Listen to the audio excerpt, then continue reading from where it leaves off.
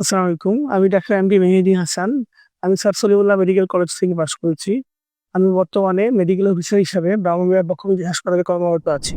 অনেকদিন ধরে কাশি, শ্বাসকষ্ট, বুকে ব্যথা, বুক ধড়ফড় আ এই ধরনের রোগীগুলো আমি বেশি দেখে থাকি।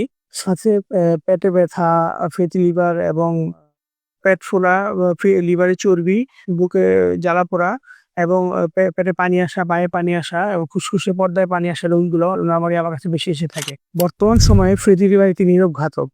যদিও এগুলো অ্যালকোহল এবং আ আ হেপাটাইটিস বি ভাইরাস থেকে অ বেশি হয়ে থাকে। তাছাড়া এই মুহূর্তে বর্তমান সময়ে অ্যা অসম খাদ্য অভ্যাসের কারণে মোটা হওয়া জনিত কারণে এবং ডায়াবেটিস থেকে ফ্যাটি লিভার অনেক বেশি হচ্ছে। অ্যাজমা অ্যান্ড সিওপিডি যে রোগগুলো, এগুলো বেশি নরমালি আমরা অ্যালার্জি জাতীয়, চুলকানি জাতীয়, ঠান্ডা এবং ধুলাবালি থেকে বেশি হয়ে থাকে।